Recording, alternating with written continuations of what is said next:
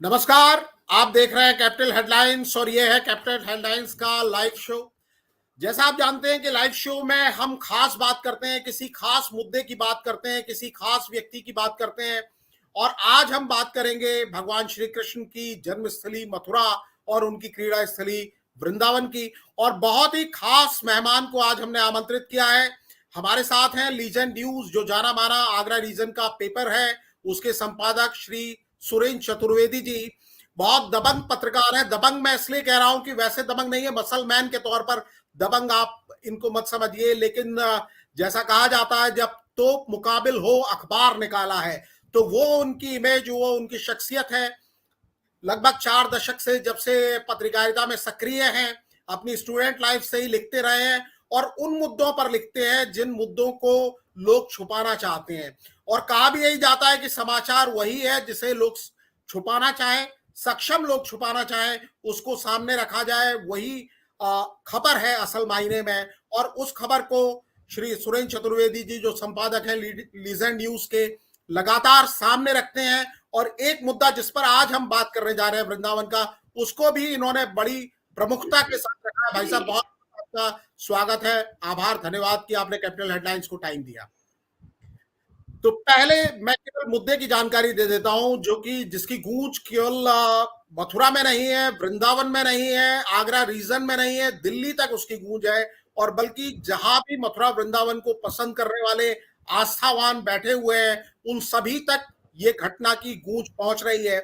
मैं कश्मीर घूम रहा था जबकि ये घटना थी। चुनाव पर नजर रखने के लिए मैं कश्मीर गया हुआ था। लौट के मुझे, जब मैं लीजेंड न्यूज लगातार पढ़ता हूं, तो मुझे जानकारी हुई इस घटना के बारे में। ये घटना है वृंदावन की एक जमीन को लेकर, जहां हरे पेड़ थे 300 से ज्यादा, रातों रात उनको काट दिया गया और कोई सुनने वाला नहीं था, कोई देखने वाला नहीं था। जब इस घटना पर हाहाकार मचा, लीजेंड न्यूज ने इसकी खबर की, तब वहां की जो सांसद है मथुरा वृंदावन की, हेमा मालिनी जी, जिन्हें सभी जानते हैं, चर्चित अभिनेत्री हैं और तीसरी बार सांसद बनी है, उन्होंने जब ट्वीट किया, ट्विटर पर लिखा, जिसे अब एक्स कहते हैं, और उन्होंने टैग किया योगी आदित्यनाथ महाराज को, जो मुख्यमंत्री हैं उत्तर प्रदेश के, प्रधानमंत्री नरेंद्र मोदी और पर्यावरण मंत्री को, तो कुछ एक्शन हुआ। लेकिन उस कार्रवाई को लोग एक महज खाना पूर्ति बता रहे हैं। पूरा मामला क्या है ये समझने के लिए, क्योंकि इस मामले की कई परतें हैं, इस मुद्दे के अंदर कई सारी चीजें हैं, जो वैसे तो मथुरा वृंदावन के लोग जानते ही हैं कि कहा जाता है सबई भूमि गोपाल की, यानी पूरी दुनिया जो है गोपाल की, यानी भगवान श्री कृष्ण की है। लेकिन वो गोपाल की भूमि उनके भक्तों के लिए है, वो वृक्ष लता पता उनके भक्तों के लिए है। लेकिन मथुरा वृंदावन की स्थिति ये हो गई है कि सभी भूमि भूमाफिया की वो स्थिति हो गई है। भाई साहब, हम आपसे ही जानना चाहेंगे, क्योंकि ग्राउंड पर आपको सीधी जानकारी है कि ये मामला क्या है, कितना गंभीर मामला है और क्यों इसको लेकर चिंता होनी चाहिए। क्या घटना क्या है ये पूरी? ये घटना सही मायनों में तो एक बहुत बेशकीमती भूखंड से जुड़ी हुई है। और हरे वृक्ष काटने का जो मामला है वो तो इसका एक बहुत मामूली सा दुस्साहस है। बाकी देखा जाए तो इसकी शुरुआत बताते हैं कि करीब 3 साल पहले हुई थी और तब इस पे भूमाफियाओं की नजर पड़ी। ये वृंदावन की सबसे प्राइम लोकेशन पे जगह है, करीब 36 एकड़। और ये किसी कोलकाता के मारवाड़ी परिवार की बताई जाती है, जिनको डालमिया ग्रुप कहा जाता है या डालमिया परिवार कहा जाता है।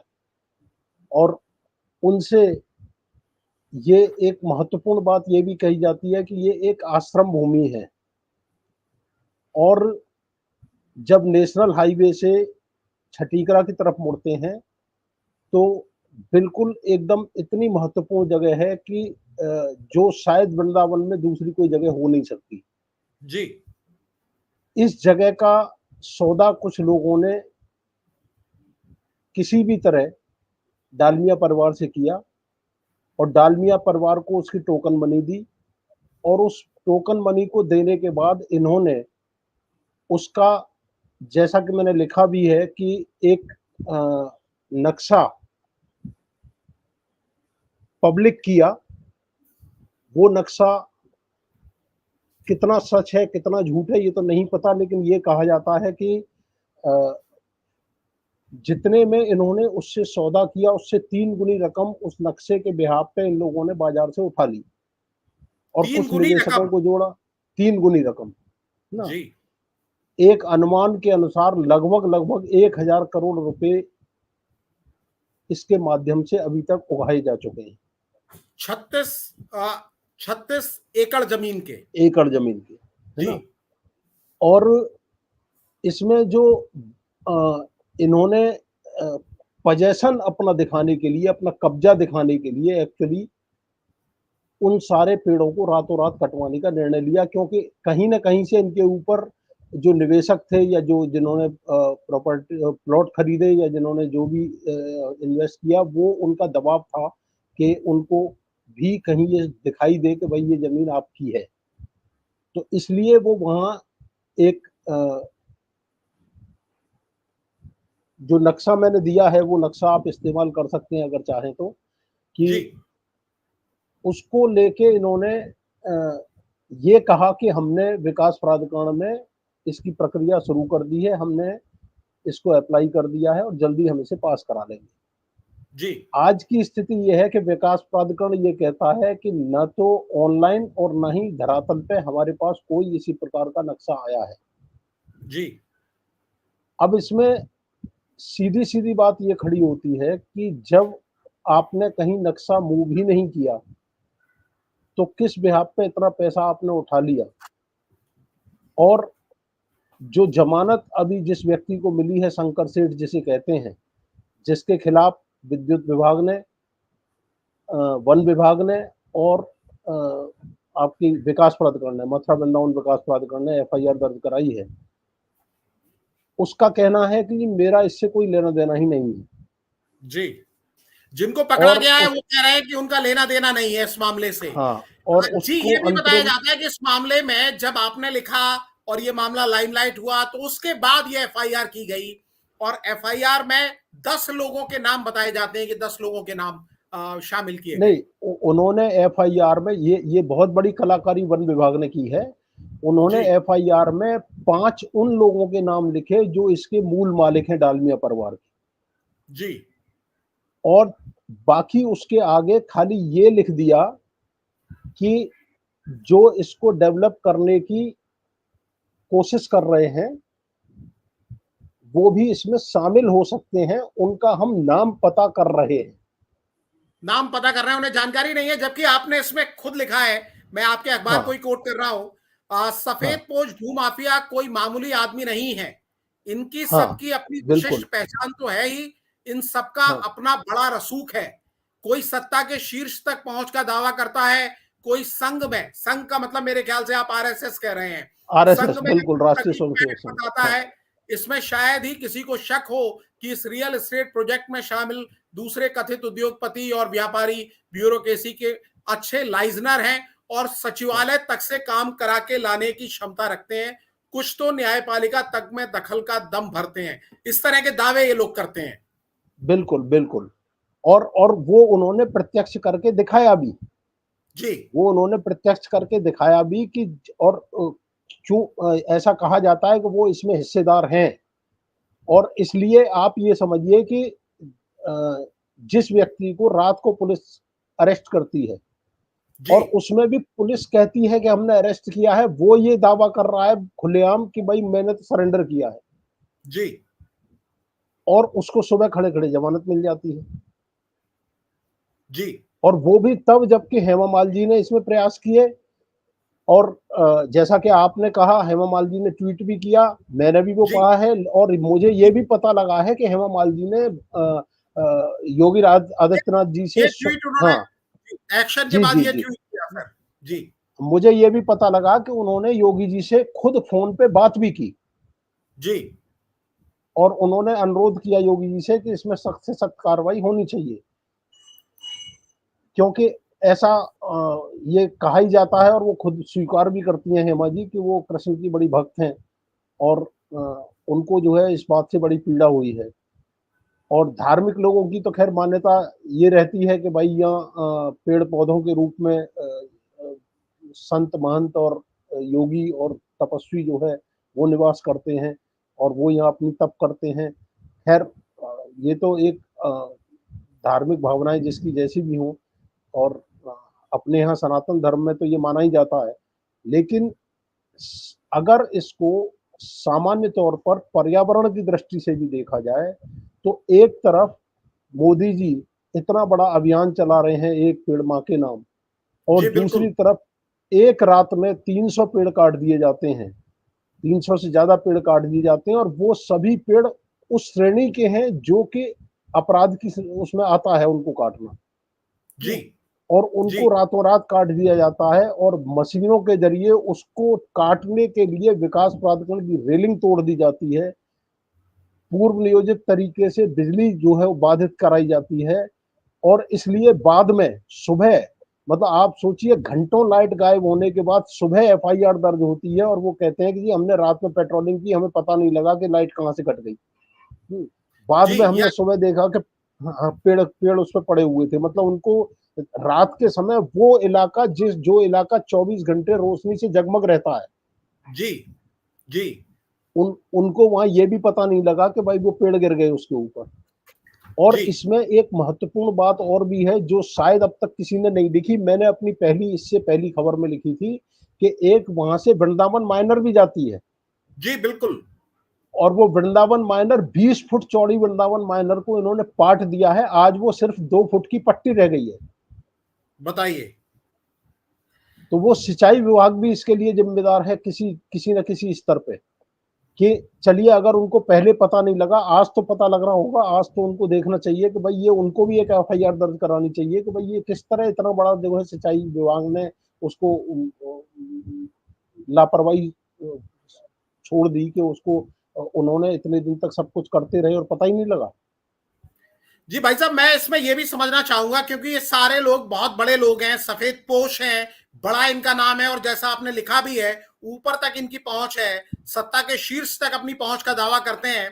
तो पहला सवाल तो बिल्कुल मैं आपके साहस की बात कर रहा हूं कि जिस तरह की आप हिम्मत दिखा रहे हैं, जिस तरह की चीजों को आप लिख रहे हैं और हमेशा लिखते हैं, आज नहीं लिख रहे हैं, हमेशा से लिखते रहते हैं, तो ये कॉन्फिडेंस आपको खुद कहां से मिलता है और कैसे आप इन बातों को रख पाते हैं? क्योंकि ये महाराष्ट्र तो है नहीं जहां बाला साहब ठाकरे ने कहा था, भूमिपुत्र की बात की थी और वहां तमाम शिव सैनिक खड़े हो जाते थे। आपके पीछे तो मेरे ख्याल से ऐसा संगठन नहीं है। ये साहस कहां से मिलता है इन लोगों को सीधी सीधी चुनौती देने का, इनकी जो कारगुजारियां हैं उनको सामने लाने का? उसके लिए वात्सल्य भाई मैं सबसे पहले तो ये मानता हूं कि हर अच्छे काम के लिए प्रेरणा भी ईश्वर से मिलती है और सामर्थ्य भी ईश्वर से मिलती है। और जहाँ तक अगर मैं इसको व्यक्तिगत रूप से आपसे डिस्कस करूं तो उसका एकमात्र कारण ये है कि मैं किसी से कोई अपेक्षा नहीं रखता। जी मैं 2004 से मैंने अधिकारी सिर्फ चित्रों में देखे हैं। जी मैं किसी से मिलने नहीं जाता, किसी के लिए कोई सिफारिश नहीं करता, किसी से कोई अपेक्षा नहीं रखता। और ये मैं इसको भी ईश्वर की बड़ी कृपा मानता हूँ कि उन्होंने मुझे इतनी सामर्थ्य, इतनी शक्ति दी है कि मैं अपने में जो भी है, मुझे कोई हवस नहीं है, मैं उतने में अपना गुजारा करके अपना जीवन मेरा अच्छे से ईश्वर निकालता है, और उसमें कोई किसी की अपेक्षा मुझे रखती नहीं। और दुर्भाग्य ये है कि एक धारणा जो बना ली गई है कि मीडिया को भी आसानी से मैनेज किया जा सकता है, जिस तरह शासन प्रशासन को किया जा रहा है। और आपने देखा ही है कि वहाँ जिले के डीएम एसएसपी उनके साथ गिफ्ट ले रहे हैं, तस्वीरें भेंट कर रहे हैं, और उसके नगर निगम के उपयुक्त उपायुक्त जो है वो उसको वो कर रहे हैं, नगर जी आयुक्त, सॉरी, है ना, वो उनको वो कर रहे हैं। तो जब आप सोचिए कि जो मैंने लिखा है कि सामान्य आदमी से चौखट पे इनकी पे दस्तक दे दे के वो सिर पटक पटक के मर जाता है, इनकी मुलाकात नहीं होती। और एक ऐसे आदमी के साथ आप चलिए बाकी चीजें अपनी जगह छोड़ भी दें, तो एक ऐसे आदमी के साथ जिसकी छवि पहले से ही कोई बहुत अच्छी नहीं है, और उसके साथ आप ये ले रहे हैं, ये सब कुछ कर रहे हैं, और फिर आप इसके बाद गिरफ्तारी का तमाशा करते हैं, ये दिखाते हैं कि साहब हमने अरेस्ट कर लिया, तो ऊपर से दबाव दबाव डलता है, बाकी अदालत का काम है। उसमें पहले से ही सारी चीज़ें मैनेज की हुई थी, जिस तरह से उसमें नाम दिया गया, जिस तरह से वो किया गया। और जो बातें मैंने लिखी हैं, इसका खुलासा तो असलियत में तब होगा जब डालमिया परिवार को इन्होंने, जो मैंने लिखा है कि ये अपने जाल में फँस रहे हैं। अब जब डालमिया परिवार जब लेने आएगा ज़मानत, तो उसको ये बताना पड़ेगा कि उसने आफ्टर ऑल सौदा किससे किया, किसको उन्होंने जो है परमिशन दी कि वो कब काबिज़ हो जाए वहाँ जाके, और कौन लोग हैं जिन्होंने ये दुस्साहस किया, तो और किस आधार पे किया।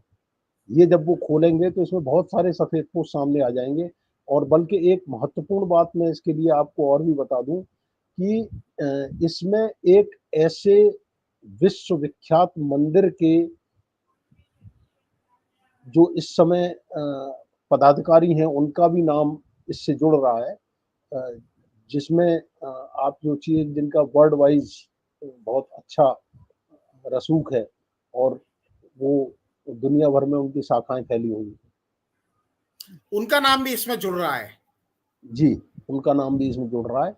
और ये बताते हैं कि चूँकि जो डालमिया परिवार हैं, वो भी मारवाड़ी हैं, और जो ये पदाधिकारी हैं जो मंदिर के, है ना? जी, और वो भी मारवाड़ी हैं, और जी। सबसे पहले उन्होंने ही इसकी लाइजनिंग कराई थी, और उन्होंने ही इसका सौदा कराया था। इसलिए ये पता लगा है कि जिस रेट पे इसका सौदा हुआ है और जिस रेट पे लाके इनको सौदा कराया गया है इनकी अपेक्षा के अनुरूप, उसमें उनको भागीदार बनाया गया है। जी।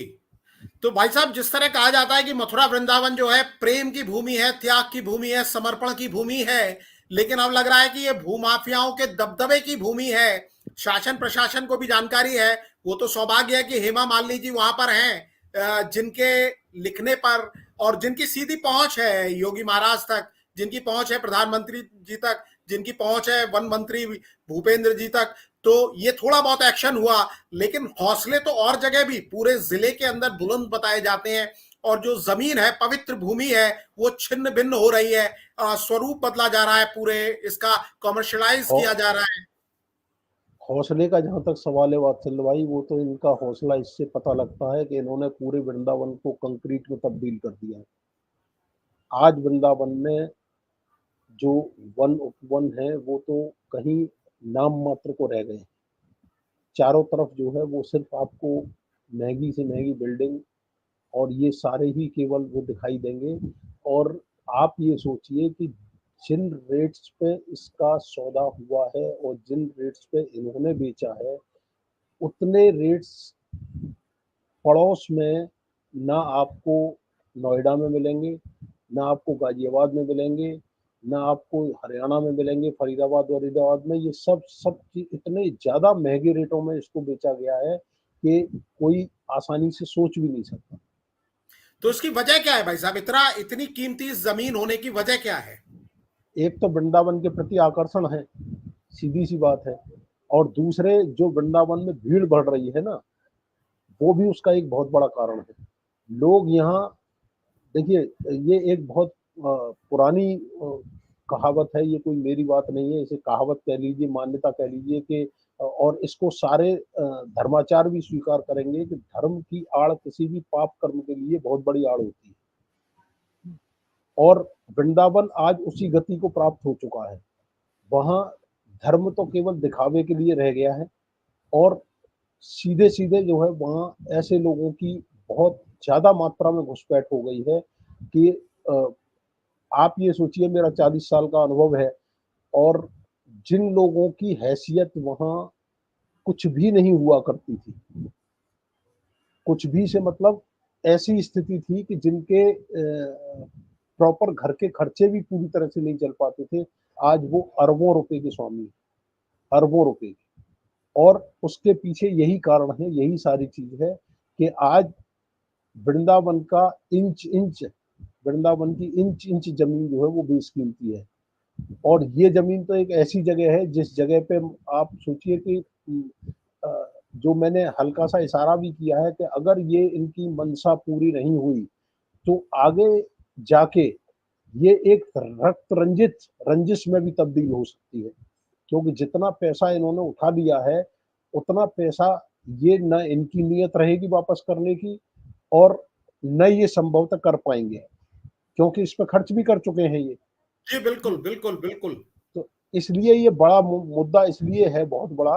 और मैंने जहाँ तक सुना है कि कुछ लोग इसमें एनजीटी जा चुके हैं और रिट भी फाइल कर चुके हैं, उनकी लिस्टिंग भी शायद होनी है। तो उसके बाद जैसा मैंने उम्मीद की है कि शायद कोई वहाँ से ऐसा निर्णय आ जाए। लेकिन फिर भी कुछ सवाल इस तरह के हैं कि इसमें इनके जवाब तो इनको देने पड़ेंगे, आज नहीं तो कल देने पड़ेंगे, और किसी न किसी स्तर पे इनको परेशानी का सामना तो करना पड़ेगा। जी बिल्कुल भाई साहब, मैं एक आखिरी सवाल आपसे जानना चाहूंगा कि आप तो अपना धर्म बखूबी निभा रहे हैं, स्थानीय लोगों का उनका क्या अनुभव है, वो क्या कहते हैं, क्या वहां पर ऐसा कोई विरोध, कोई नाराजगी, कोई शिकायत कुछ देखने को मिलता है? नहीं है, नाराजगी विरोध खूब है। और कुछ लोगों ने, अभी कुछ साधु संतों ने, जो मैंने सुना था कि कल और परसों भी वहां जाके रामायण का पाठ किया था, और वहां साधु संतों ने उसका विरोध भी किया था। और उनकी मंशा, साधु संतों की अगर जहां तक बात है, उनकी मंशा ये है कि इस जगह को गवर्नमेंट एक्वायर करे, है ना, जी गवर्नमेंट उसे एक्वायर करे और यहाँ इसको पुराने रूप में, एक बाग के रूप में जो है वो इसको डेवलप करे, और आम पब्लिक के लिए उसको किसी भी तरह उपयोग में लाए। ये सारी जी चीजें, मतलब वहाँ के साधु संतों की जो मंशा है वो ये है। और मीडिया ने देर से ही सही, लेकिन अब मीडिया ने काफी कुछ लिखा है, आज भी बहुत कुछ लिखा है, कल भी लिखा था। और पूरा पूरा एक एक पेज आज और कल वहाँ के मीडिया ने दिया है, अमर उजाला ने, जागरण ने, सभी ने दिया है। और बाकी जो और लोग हैं, यूट्यूबर भी अपने स्तर से काम कर रहे हैं, और जो चैनल हैं वो भी अपने स्तर से, जो यूट्यूब चैनल हैं वो भी अपने स्तर से काम कर रहे हैं। तो काफ़ी कुछ जो है वो लोग अब आगे आए हैं सामने, और पहली बार शायद ऐसा लग रहा है कि शायद कुछ सफलता मिल जाए। तो भाई साहब, आपके साहस को मैं एक बार फिर प्रणाम करूंगा, और आप हमारे साथ जुड़े, आपने इस पूरे घटनाक्रम को जानकारी दी, क्योंकि दिल्ली तक इसकी गूंज है, और सुना जा रहा है वृंदावन मथुरा के प्रति सबकी आस्था है, और ये आस्था बनी रहे, नहीं, सभी यही चाहते हैं जी। बस बस। नहीं, मैं भी आपको धन्यवाद दूंगा कि आपने एक ऐसे सब्जेक्ट को लेने में रुचि दिखाई। वरना दुर्भाग्य यह है कि आप तो खुद बीबीसी जैसे उसमें रहे हैं। तो जी दुर्भाग्य यह है कि दिल्ली की जितने भी न्यूज़ चैनल हैं, उनके लिए सारी खबरें दिल्ली की तो सूट करती हैं उनको, और दिल्ली से बाहर की कितनी भी बड़ी घटना हो वो उनके लिए मायने नहीं रखती। लेकिन मुझे ऐसी उम्मीद है कि कुछ एनजीटी से या कुछ सुप्रीम कोर्ट से, सुप्रीम कोर्ट में भी बताते हैं कुछ लोग जो है पहुंचे हैं वहाँ। अभी आगे क्या हुआ है इतनी जानकारी मुझे नहीं मिल पाई है, लेकिन शायद अगर वहां से कुछ होगा तब ये बाध्य होंगे इसको पूरा और हाईलाइट दिखाने के लिए, लेकिन तब तक आप बाजी मार चुके होंगे, ये बहुत पीछे रह जाएंगे। जी भाई साहब, बाजी क्या, मैं तो आपका अखबार लगातार पढ़ता हूं, तो मुझे जानकारी मिल जाती है, और ये मुद्दा ऐसा है जिसमें मुझे लगा कि कितने भी लोग देखें कैपिटल हेडलाइंस, हालांकि हम पॉलिटिकल बातें ज्यादा करते हैं, चुनाव की कवरेज ज्यादा करते हैं, लेकिन ये एक ऐसा मुद्दा था, मुझे लगा कि जिनकी आस्था है, भगवान कृष्ण में तो सभी की आस्था है, राधा जी में सभी की आस्था है, और आपके बिल्कुल माध्यम बिल्कुल से, बिल्कुल। क्योंकि आप बिल्कुल क्लियरिटी के साथ आपने निष्पक्ष रूप से इस बात को रखा है, न किसी के साथ आपका कोई राग है, न द्वेष है, और आपने जिस तरह से हमें वक्त दिया, बहुत बहुत आभार भाई साहब।